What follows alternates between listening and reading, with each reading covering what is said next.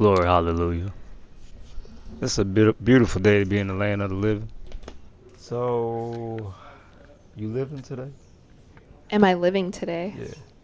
I'm living every day. Well, do you feel like people live every day?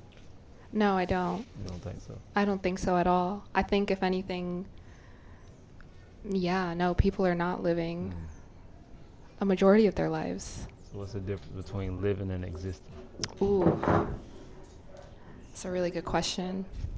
Living is going through life according to someone else's rules, Mm. not really knowing what happiness feels like or looks like, and just kind of showing up day to day because you have to, not because you want to. And then doing things to try to escape that, Mm. thinking that you're living when in reality you're getting closer to an early death, Mm. both physical, emotional, spiritual. That's existing. Okay. Living is when you wake up with so much gratitude, so much love and joy in your heart, and you ask the universe to show you how good it can really get, Mm-hmm. even though it's already amazing. Being grateful for the little things, being happy with the little things, and choosing to do the things that you want to do each and every single day. Wow. Because That's you the got a choice, difference. huh? You have a choice in both scenarios. Alright, so existing and living. Are you existing, living, and are you thriving? 'Cause they all are a decision. They're all choices, exactly. They're all choice. How can you thrive without having the things that society says is necessary for survival or living? You have to redefine what that means for yourself Mm-hmm. because, keyword, what society says, there are a lot of things that people do in society that are counterintuitive. Mm. So when you begin to tap into your own intuition, you start to question all of those things and you become curious and you start to realize that we've been doing things backwards this whole time. So when you start to question that and when you become curious and when you start to open up your intuition, you start to redefine what thriving looks like for you as an individual soul, as an individual being, because it's different for all of us. Mm-hmm. Thriving for me could be living off grid near the water, eating food from my own land, where thriving for someone else could be, a corporate CEO Mm. and they get to wake up every day and manage a team and both are thriving. It's just maybe that's not something that I want to do Mm-hmm. because I could do that. That's it. I could do both. I could do either one. Is that my choice? Mm. Maybe, maybe not. So you have to first redefine what thriving looks like for you. Forget everything that you were programmed to believe and then start going within and figuring yourself out. Mm. Yeah. I think Kai's about to take us to church. She's taking us to church. She said, "What's your why? Question what you've been told. Does it resonate with your spirit, your heart, and your mind?" And you use the word counterintuitive. Yeah. So I think I know where we're going. I think I know where we're going too. What's some things in life that we've done, but we know something ain't right? Mm. Something ain't right. Man, let me go through my brain really quickly and pull out the list. Okay, so I think earlier we were talking a lot about how a lot of things we do are counterintuitive to our digestion. Mm. And that is something that's really important to me, especially as I'm studying nutrition and I'm realizing a lot of dis-ease stems from lack of digestion or poor digestion. So some things just off the top of my head that we can get into are, the way people eat, how often people eat, what are you eating, where are you getting your food from. Fast food is actually food that takes the longest to digest because of all of the things that they put in it, the chemicals and such. You know, are you living a sedentary lifestyle? when you go to the bathroom, are you squatting? Like, these are all types of questions that we have to begin to become curious about, because this is the very thing, especially when it comes to digestion, that's keeping people in a state of fogginess and being able to easily be controlled, because they're not digesting properly, so they can't think straight. So I mentioned the squatting. One of the things that's counterintuitive to me is like toilets are 90 degrees, but in anatomy and biology and just nutrition in general, you learn that like the human body is meant to be squatting when we go to the restroom. And so what happens when you aren't using the bathroom properly for many years, you begin to build up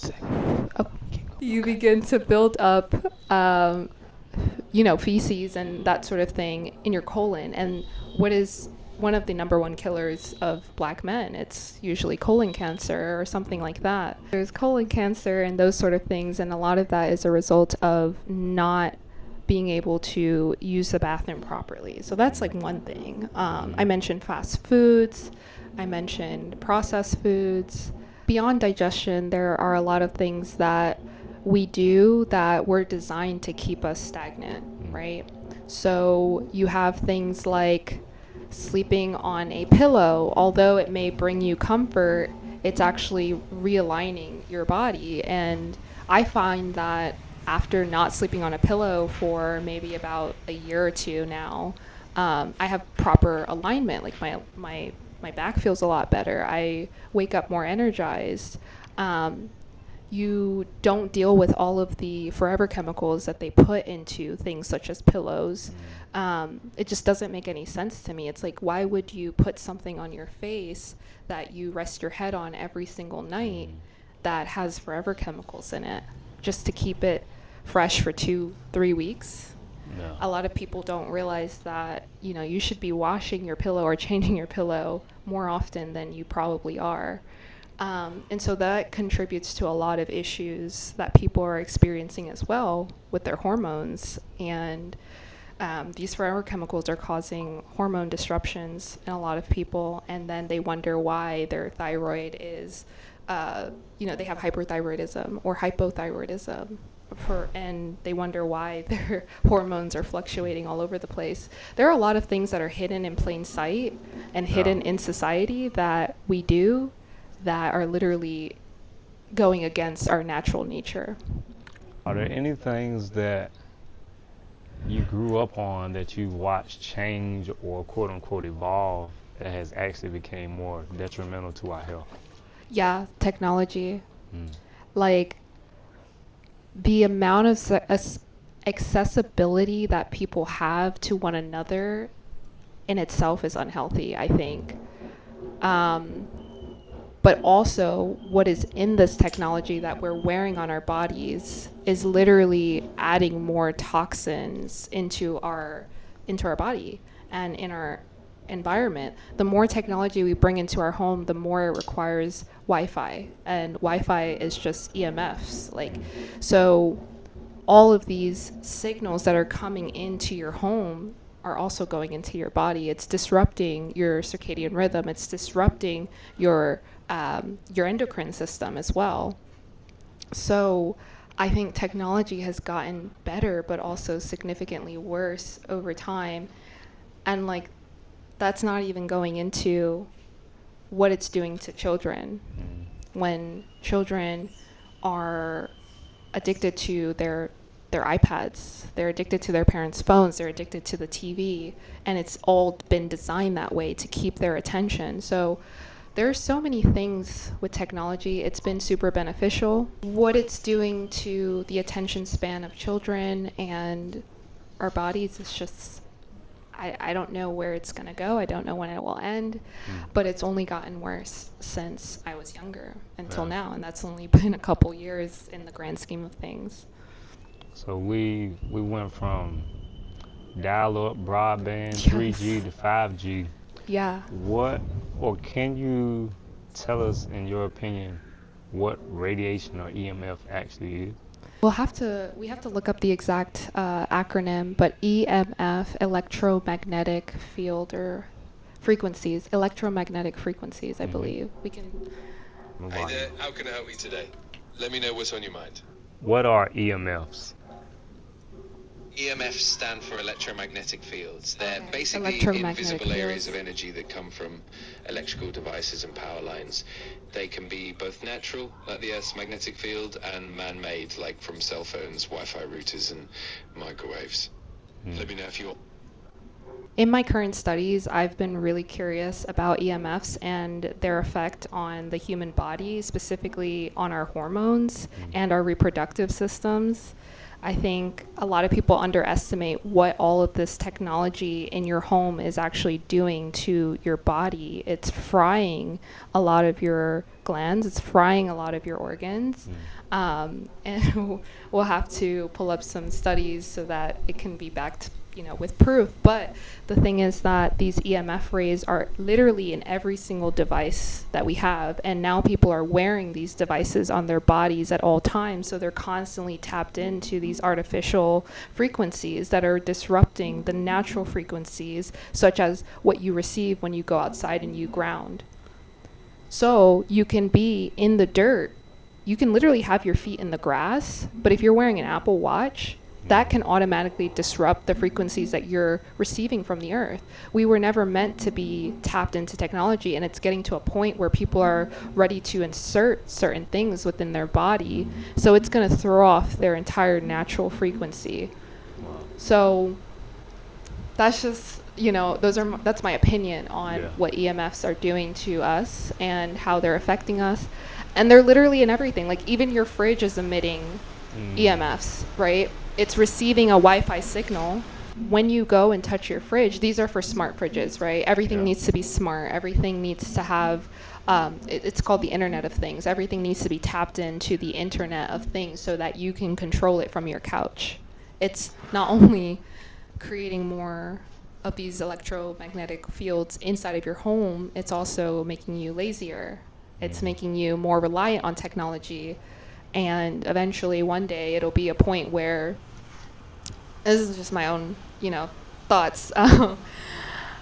It's going to get to a point where now they're going to ration off what we are capable of doing in our own homes. Or, it's already being done where they're able to tap into certain people's homes and dictate what the children are watching, or dictate what you're watching so that you go and purchase this thing. It's so deep. So I would say technology is just something. It's manifesting in a beautiful way if you know what's being done and you know how to use it as a tool. But a lot of people are just allowing it to use them and not realizing what it's doing.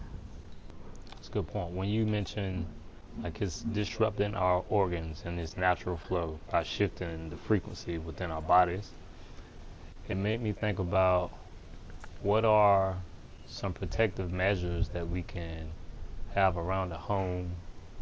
Like, I believe shungite is a crystal that can be around. Do you know any other methods that we could use? Well, the crystal one, the specific crystal that you mentioned is news to me, but I do know that there are some crystals that can help. Some practices like turning off your Wi-Fi box at night. I know some people that may not be possible because, maybe your security camera is running off your Wi-Fi system, whatever the case is. But I would say making sure that your Wi-Fi is in a space where there aren't people dwelling all day long. So like maybe like a closet somewhere, or like tucked away, maybe in the part of the living room that not many people are using. But the closer that you are to this Wi-Fi box for an extended period of time, the more of those signals that you're receiving. So that's one thing, is just making sure that that Wi-Fi receiver is tucked away somewhere. And bonus points if you can turn it off at night while you're sleeping. And what are some other practices? I like to use blue light therapy, as well as making sure that all my screens have some sort of blue light protection. That means changing the temperature. Or adding like a filtered layer over it, so like a screen protector that's specifically for blue light, because I notice a significant difference in my migraines. I used to have really bad migraines because I worked on a computer all day. And when I added blue light protection, you can also add it in your glasses, you can add it on your screen protector, your computer, whatever the case is. When I added that, the migraines went away significantly. Like I didn't have any more migraines. There are options to change the temperature on your phone. Like you can go into night mode and that sort of thing. So that helps with your eyes and receiving these waves that keep you in beta, like we talked about the other day. Some other practices are just limiting your screen time. It's that simple. I think when you're not on your phone, you are reducing the amount of beta waves that you are experiencing throughout the day. So it makes it easier for you to go into theta when the time comes. It makes it easier for you to go into a meditative state when it's necessary. And it makes it easier for you to sleep at night.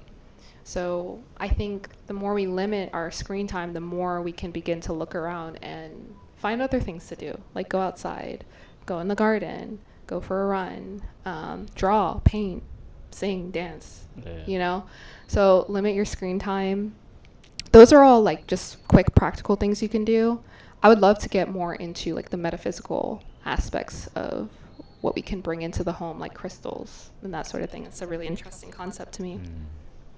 Okay, so it's kind of as if our desire for entertainment has taken away what we will call boredom, and out of boredom there's curiosity for us to actually get out and choose Exactly. something different. That curiosity is where the intuition comes in. So when you see kids play, they are very intuitive. They're very tapped in, especially kids that are not, quote unquote iPad kids. They're going to figure something out. They're going to find a way. They're going to manifest into their reality what they imagined up here. So, for example, if, a little girl is like, she doesn't have her iPad or she doesn't have iPad time, she's not on the screen or whatever, she's disconnected. She's like, I want to have a tea party. So what is she going to go? She's going to go have a tea party. That's it. And in her world, that is reality. That is real. She just manifested that and created it.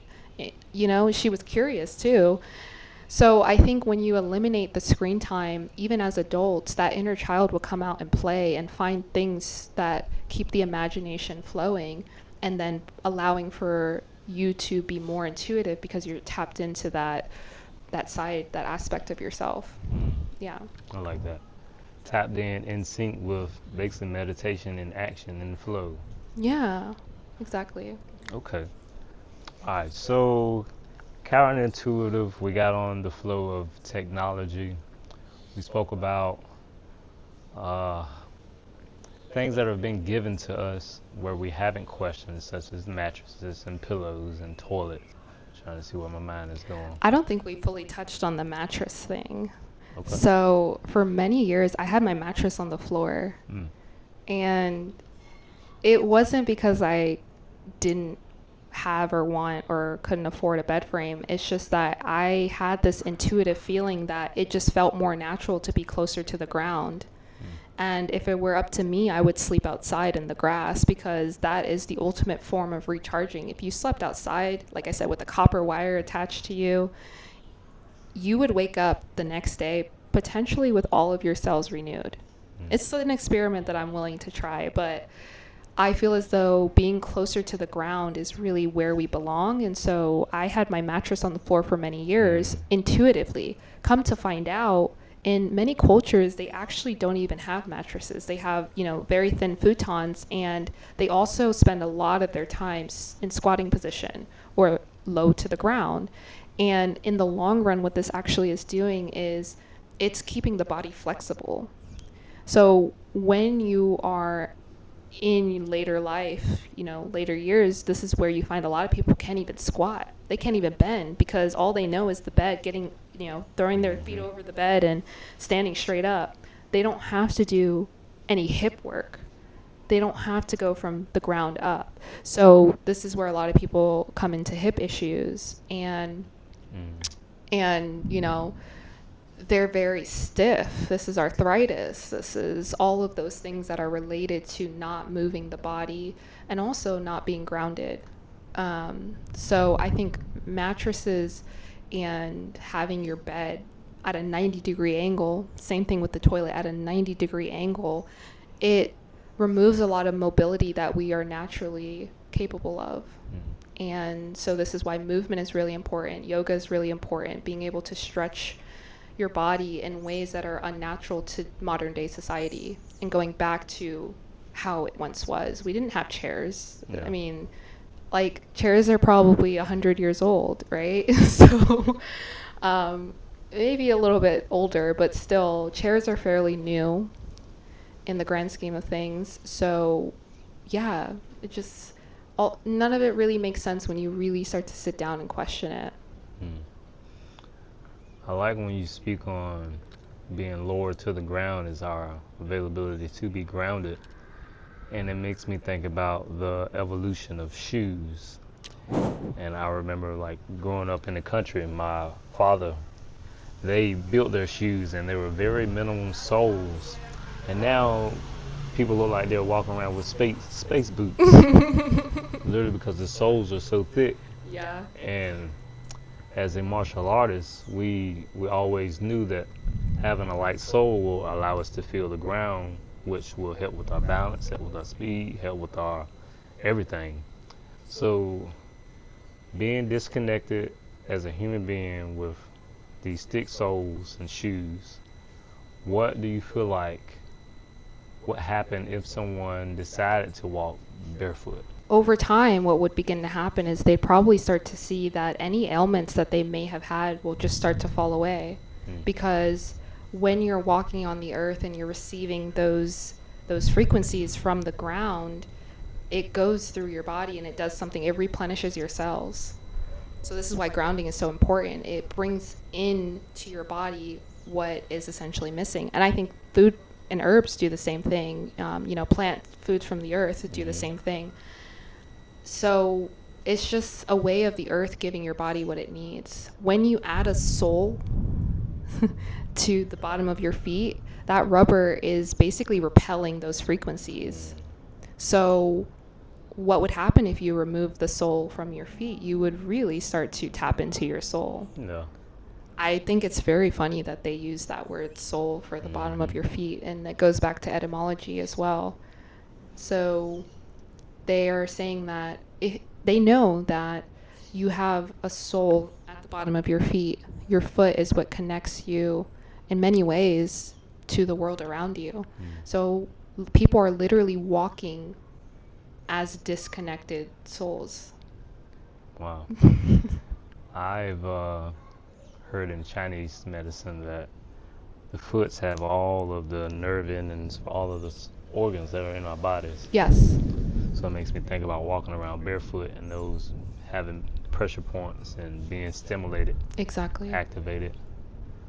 It makes me also bounce back to, like, how you said we sit in chairs and then we're 90 degrees on a bed, yet we wear shoes like steel toe boots and things that are not as organic and walk on cement floors and one as a civilization while we're having knee replacements and hip replacements from all of that impact and pressure going back up into the joints that haven't been stretched and moved. So it's all coming full circle as we're speaking about it. Right, and I think it gets so much deeper than that too.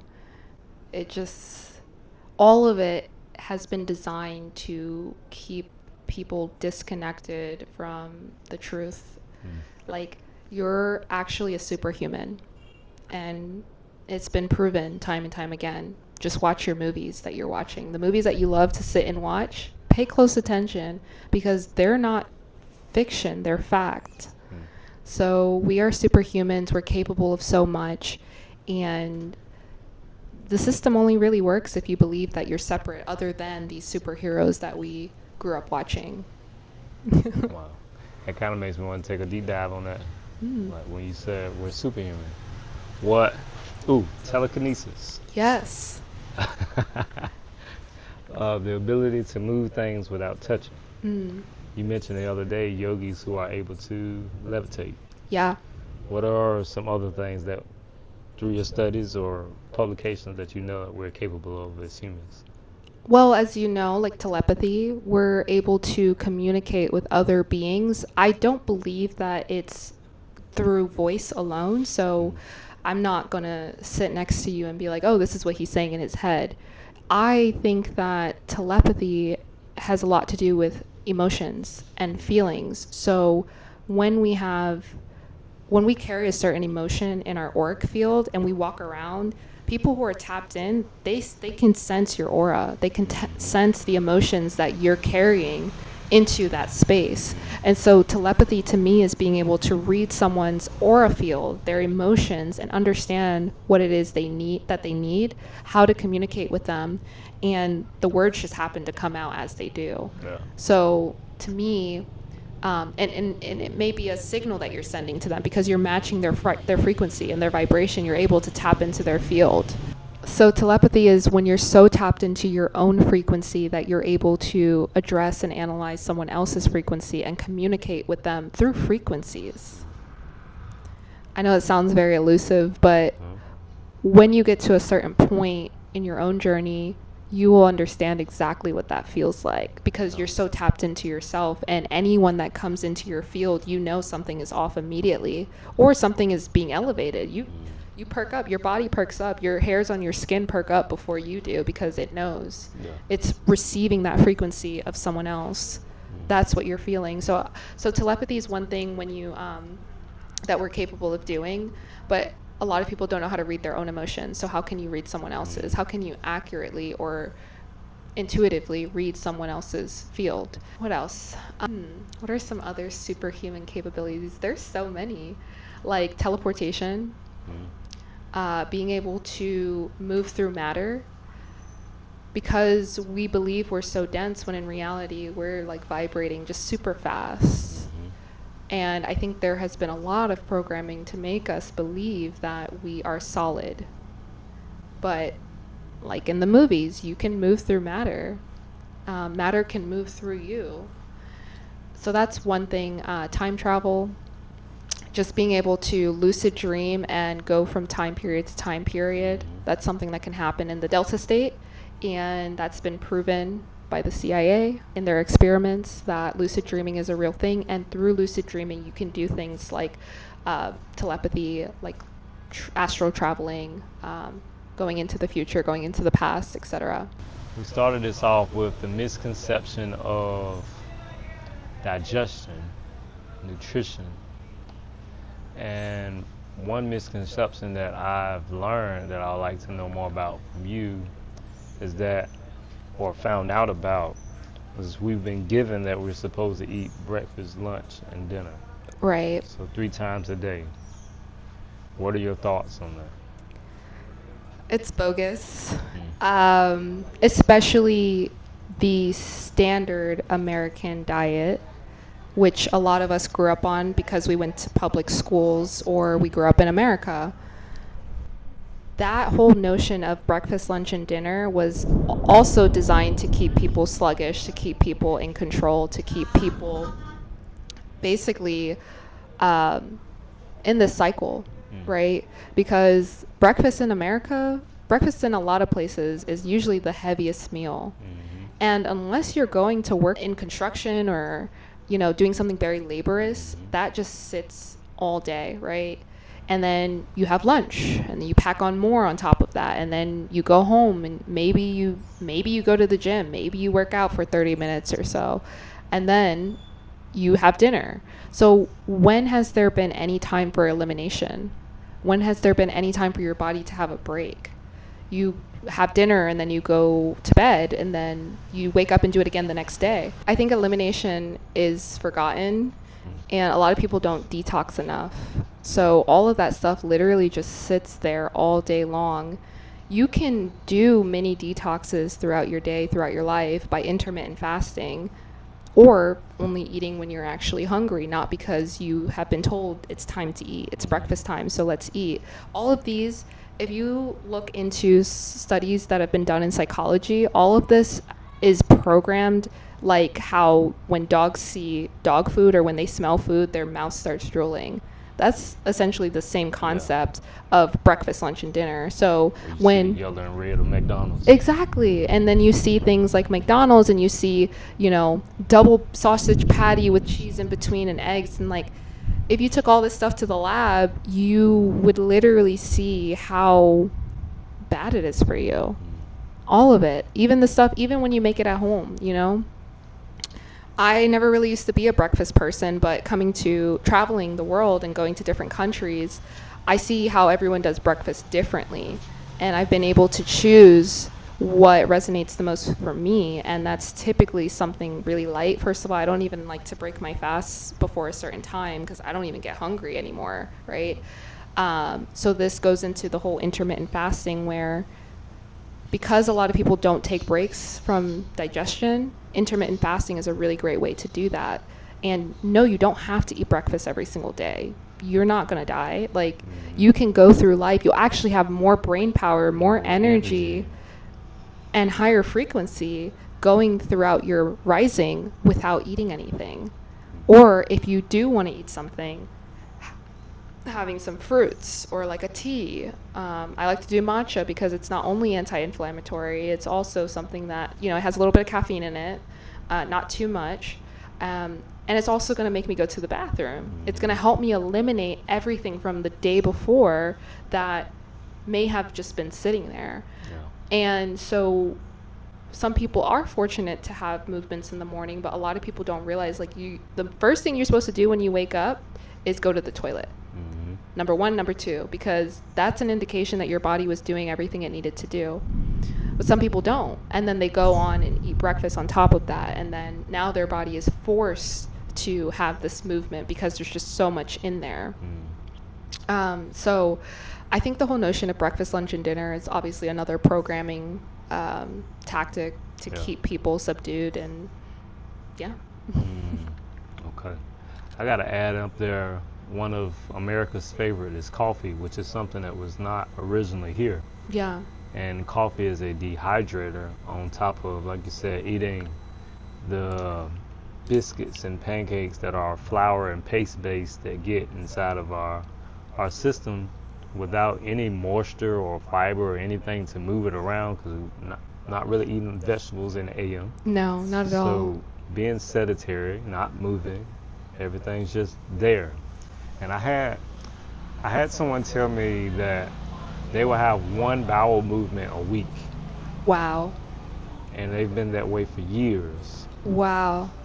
And it wasn't until they started eating or consuming sea moss that they were able to become regular. So the availability to have minerals and nutrients in whatever you're eating. Hydration is important. Yeah. Fiber.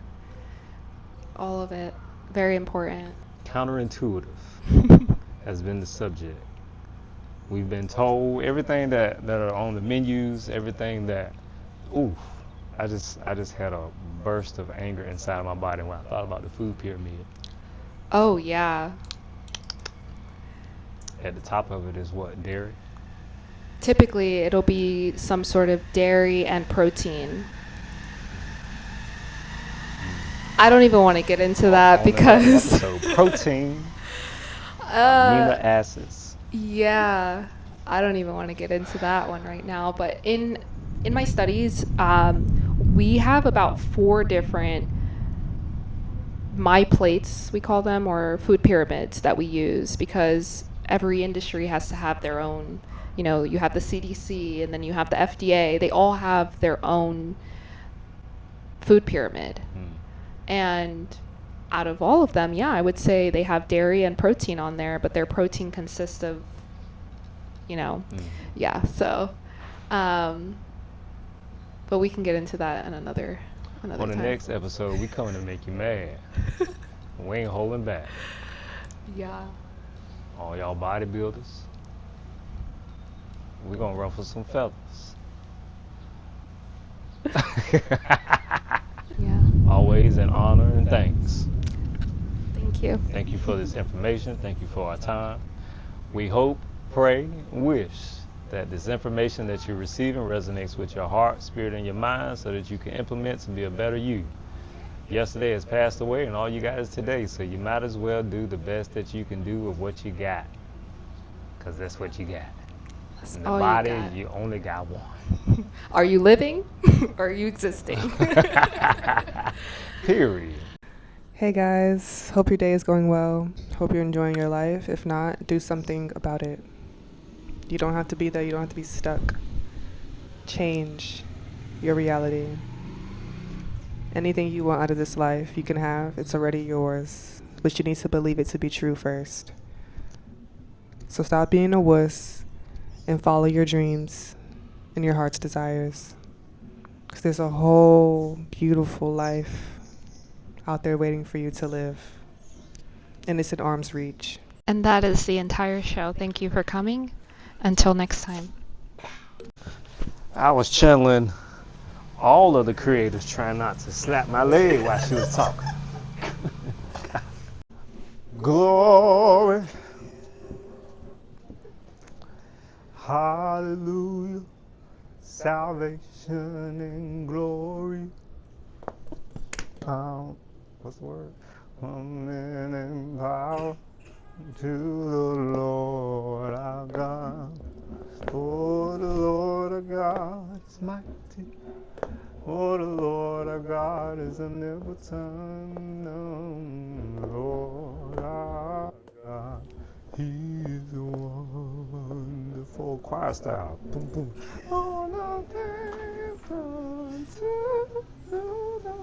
I done forgot the words. Existing and living. I tell you who is living. Who? Mosquitoes is living. That